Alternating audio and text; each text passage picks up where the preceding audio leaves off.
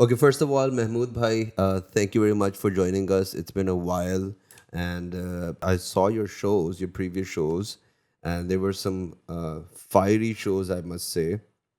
So, we just want in on a show that you did 6 days ago. Hamas eliminates number one Israeli agent. Could we just give us a Hmm. walkthrough? What is this story? Oh, yes, of course. So Israel deployed certain militias inside of the Gaza Strip. This was part of Israel's plan to destabilize Gaza. And it's a proof that Israel failed in taking down Hamas. As a matter of fact, now they're saying Hamas is almost in full control over Gaza. But after they realized that, firstly, they weren't able to defeat Hamas, and secondly, they weren't able to bring an alternative to Hamas that had popular support, like some of the tribal leaders in Gaza. There are multiple like tribe leaders who are very known within the community in Gaza.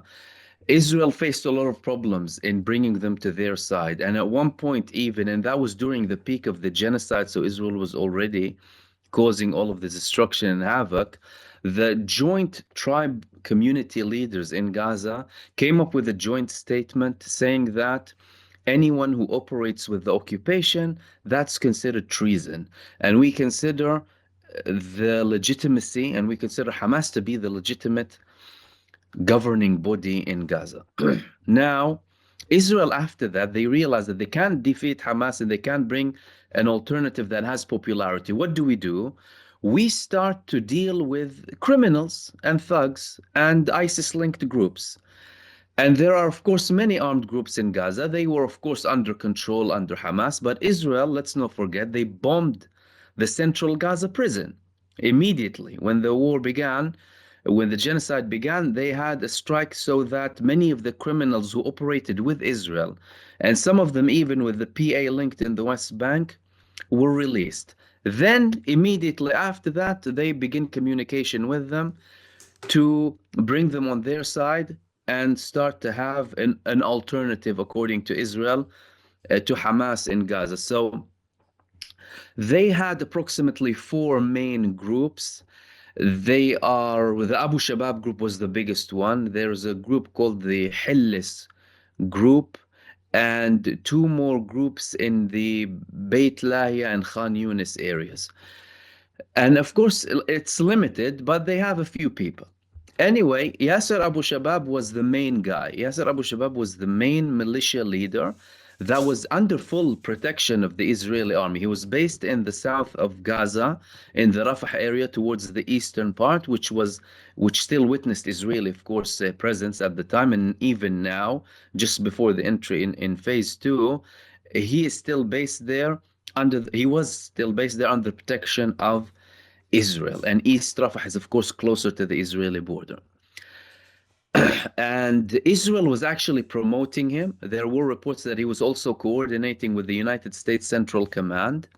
Israel was bringing him on their mainstream media, having interviews with him. He was pretending to be or be a person that is like an alternative to have security, and he was saying that Hamas did this on their own accord, and we want security, to hide the fact that he's, of course, operating and playing by the Israeli book to a T. He is continuing the Israeli plan to cause destabilization and wreak havoc in Gaza. And we have evidence for that, of course, from the ground. They participated in killing innocent people. They abducted people on behalf of Israel. They carried out operations on behalf of the IDF, where the IDF did not want or viewed it as very dangerous. They killed people. Uh, Journalists, medical staff. Saleh al-Ja'fari was killed after the ceasefire began. Who killed him? The Israeli operatives. So that's the same mentality. Criminals who do not represent the Palestinian people, criminals, thugs, drug dealers, and ISIS-linked groups. Yasser Abu Shabab, several Israeli sources said that he had links with ISIS. However, that's Israel for you. It's not surprising there. Hamas, of course, told many of them that you have an option to repent, come back. Several people said, okay, we did deal with them, but we don't want to deal with Israel anymore. They give them an option to go back, and they deal with them accordingly. If you don't, Hamas told them, you will be eliminated. One of them was Yaser Abu Shabab. Now, Israel is trying to hide the fact that there was an operation to take him down. We heard multiple versions of the story. One of them was an ambush by the Palestinian resistance. The second one is an infiltration by the Palestinian resistance, someone who pretended like he wants to be with him, and then he went in and he took him down. Now they're trying to pretend like nothing happened and his deputy is continuing, but really and truly, the Palestinian resistance took the head of all of this enterprise of Israeli operatives who work on behalf of Israel to destabilize Gaza. And that sent shockwaves. And if you saw the Israeli responses at the time in the Israeli media, everyone was saying, like, we really need to consider our options here. This is a huge blow for Israel. IDF's man is down, and we need to find a genuine alternative. Other critical voices in Israel said that it would have never worked anyway to have a drug dealer, a criminal, an ISIS linked guy trying to lead. And we all see what happens when we withdraw. So, what we understand from this whole situation is, well, firstly, the fact that the Palestinian resistance is there, de facto controlling. Agreement, no agreement, these are visuals to pass the agreement and make it go on. The fact of the matter is the Palestinian resistance has control over the majority parts of Gaza. And when Israel leaves, they're going to have the majority parts of all of the Gaza Strip, regardless of any government that's going to come or going to go. That's all going to be for the sake of an agreement. Really and truly, de facto, the power is in the hands of the Palestinian resistance, which on its own is, I mean, miraculous, beyond comprehension. 2 years of full-blown genocide, and they're still there. Two, the final the final hope of Israel of having someone who would be still remaining in Gaza to carry out their genocidal ongoing plan to wreak havoc in Gaza is officially dead. Like, they have remnants of people who are operating with them, but after that attack happened, we saw waves of people who were operating with someone like Abu Shabab and other clans too, who just went to Hamas in Gaza and said, we don't want to operate with them. And, you told us that we have an option to get back, and we are going back. Israel is trying to show, like, oh, no, there are some other groups. Really and truly, they're ineffective. So, in essence, it's yet another failure in Israel's attempt to destabilize Gaza, and another evidence that the power remains in the hands of the Palestinian resistance. And when we talk about the ISF, and what phases are we in right now? How does it look meanwhile? Well, this is now considered to be the final moment in relation to phase one. Donald Trump said over a week ago that soon, we're near the festive season, we're going to be declaring the entry into phase two. No one else apart from him said that. Only for later on Benjamin Netanyahu himself to come and say that we are almost done with phase one and we're going to go into phase two, which means that there's going to be a declaration very soon about the entry into phase two. And another thing that I spoke about, especially with the statement of Benjamin Netanyahu, is that clearly there's something there that's bothering Israel in relation to phase two, which is the international stabilization force.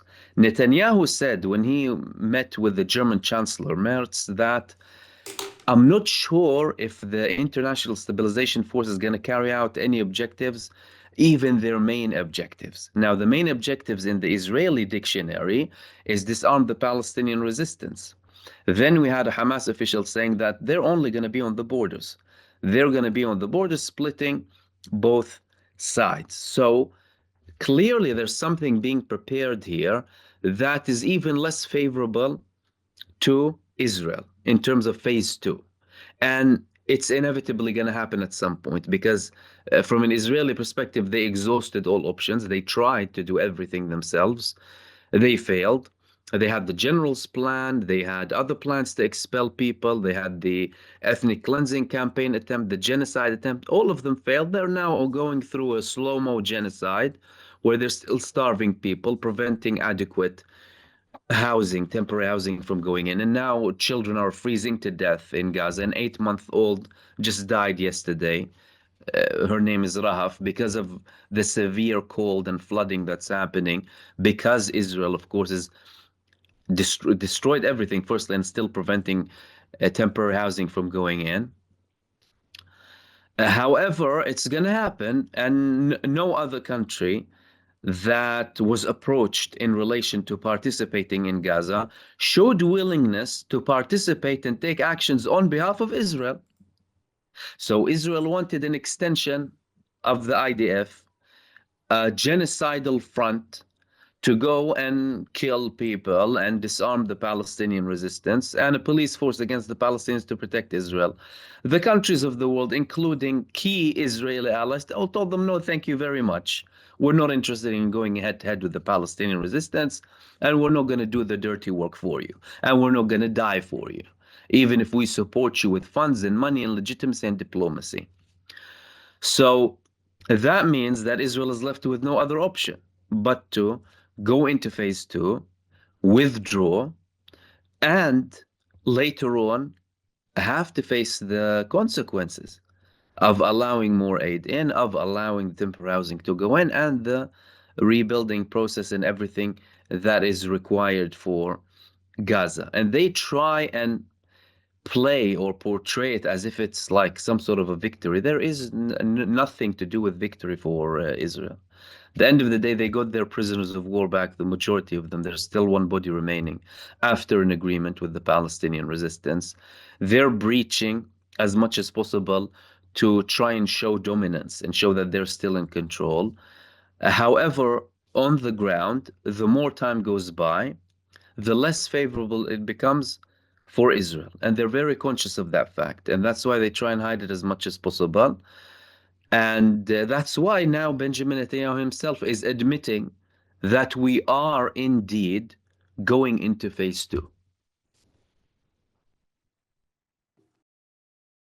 Mahmoud bhai, what about the role of the ISF? Any clarity in that till now?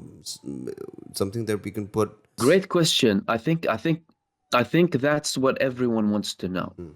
And the reality is there are a bit more clarities than before, but still not full clarity. And some of this clarity stems from the statements that I just told you based on Benjamin Netanyahu and the fact that he said that I'm not sure they're going to be carrying out their objectives, let alone their main objectives, which means that, well, the version, and for people to understand, we had two versions of the role of the ISF. The initial agreement Trump had with the Arab and Muslim leaders spoke about an ISF as a peacekeeping force separating the Palestinian side from the Israeli side. The ISF in the Israeli version, the amended version, was a force that would carry out operations and disarm and what have you. Now that Benjamin Netanyahu is saying that, we're understanding that it's not going to be a front for the IDF. And this force is not going to be taking out operations against the Palestinian resistance because they don't want to do that. The things that are still unknown are as follows: where they're going to be positioned exactly, who is going to have full control over them, and which countries they're going to come from. The candidates are still there, and the main candidates that we hear time after time are Jordan, Turkey, Egypt, Azerbaijan, Indonesia. We heard Pakistan at one point, but then later removed. Israel said it had a veto against Turkey and what have you, but then again, Donald Trump has good relations with Erdogan, so that might get solved in a different way. The command, Trump wants to portray this force as a force directly belonging to the Board of Peace, and there is likelihood that the command is going to be dealt with by the American and joint forces that are going to be present in that area. Don't forget that the United States said that they want to have a base in that area, just outside of Gaza. But it's not going to be purely the United States. It's going to be other countries too, including some of the participating nations too, which means they're going to have a say in what happens. And what people need to understand is that what we know so far is that the task force is going to have a temporary period. It's not going to be indefinite. It's going to have approximately 1 year. So there were multiple reports. One of them said that it's going to take place from the beginning of 2026 up to mid 2027. Other reports said no, it's actually going to be 12 months.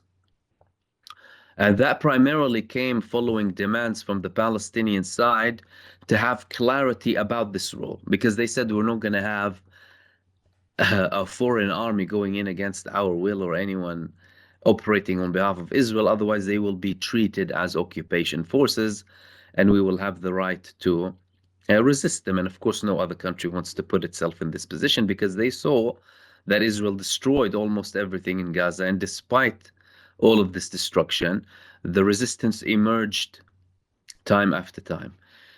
So that's what we know so far. And the likelihood, but firstly, the fact that we don't know all of the details is due to differences. There are certain differences happening now and different views on the objectives and the participating countries. But two is the fact that they don't want to hinder the prospect of that force taking place. Because really and truly, that force is mainly again to save face for Israel, and also a way that the United States views as a guarantee, almost a guarantee, that there won't be clashes. Because if there's going to be an international force in Gaza formed out of 4 to 5 countries, some of them aren't very friendly with Israel. Israel is going to have more limitations on the operations that are going to take place in Gaza. And if something's going to happen and they target one of these people, well, one of the countries might tell you, okay, well, that's a declaration of war against us. So there is progress there, but there is still lack of clarity. However, it's most likely going to be clarified very soon after any declaration of phase two, because if phase two is declared, that means the IDF is going to have to be out. If the IDF is going to have to be out and there is no agreement on an international force, that means the Palestinian resistance is going to be there because no one is going to do anything to them and Israel is going to be out. And like I said, they're going to de facto be controlling Gaza, even with a technocratic government, because there's still an occupation. And the resistance is a response to the occupation. Brother Mahmood, what are the top contenders, the countries for ISF sending their forces in? What do you think who they are? Like I said, these were the countries that were mentioned: Turkey, Egypt, Azerbaijan, Indonesia. I think it's very likely that there's going to be Egyptian participation. Jordan, there's very high likelihood of that too. Indonesia, maybe less so. And Indonesia and Pakistan, slightly less so. And I think there might be participation from Turkey, regardless of the Israeli veto on it so far, because there are organizations that Israel considers to be very hostile already operating in Gaza that come from Turkey, like the IHH. And the IHH is an organization that organized the Mavi Marmara at the time, that Israel considered to be a huge risk against it, although it was a humanitarian mission. So that leads us to believe that Israel will, at one point, or has the capacity to fold like they did before, but they just want to make a scene. So I think that's the likelihood. The American side and the Yeah. Israeli side, they try to reach European countries. So at one point they tried to say like Italy, some European country, and they had no luck whatsoever because no country showed willingness to participate, even if it wasn't anything to do with disarming, for example. And why? Because we know there is news going on that American base around somewhere near Gaza. Why can't we?